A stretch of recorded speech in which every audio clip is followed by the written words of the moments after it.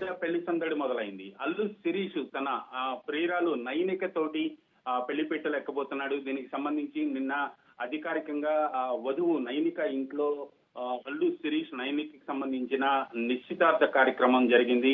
దానికి అల్లు కుటుంబం నుంచి బంధుమిత్రులు, అలాగే మెగా ఫ్యామిలీ నుంచి కూడా చిరంజీవి, రామ్ చరణ్ దంపతులు అందరూ కూడా, వరుణ్ తేజ్, సాయిధరమ్ తేజ్, మెగా ఫ్యామిలీ నుంచి అందరూ కూడా, బంధుమిత్రులందరూ కూడా హాజరయ్యారు.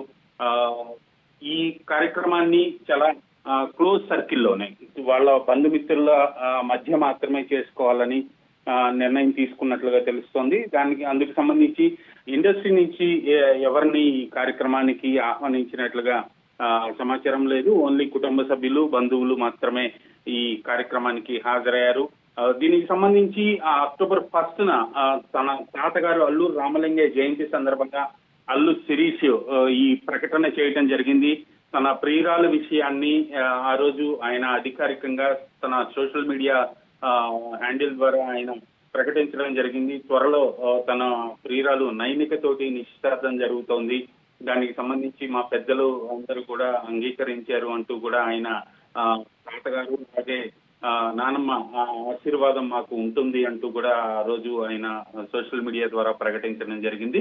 సో నిన్న సాయంత్రం జరిగిన ఈ కార్యక్రమానికి మెగాస్టార్ చిరంజీవి దంపతులు, అలాగే రామ్ చరణ్, ఉపాసన దంపతులు హాజరయ్యారు. అలాగే వరుణ్ తేజ్ దంపతులు కూడా ఈ కార్యక్రమానికి హాజరయ్యారు. అలాగే సాయిధరమ్ తేజ్ తన సోదరులతోటి ఈ కార్యక్రమానికి హాజరయ్యారు. అలాగే అల్లు ఫ్యామిలీ నుంచి అందరూ కూడా, అల్లు అర్జున్ కుటుంబ సమేతంగా పిల్లలతోటి ఈ కార్యక్రమానికి హాజరయ్యారు.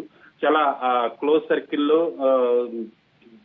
చాలా గ్రాండ్ గా ఈ సెరమనీ జరిగింది.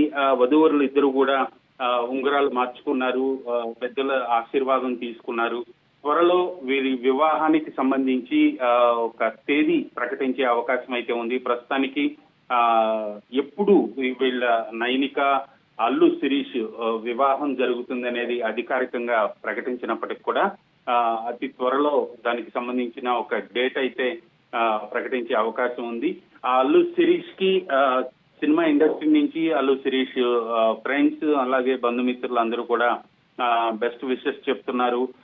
ఇండస్ట్రీలో ఒక చాలా రోజుల తర్వాత మరొక లవ్ మ్యారేజ్ గా దీన్ని చెప్పుకోవచ్చు.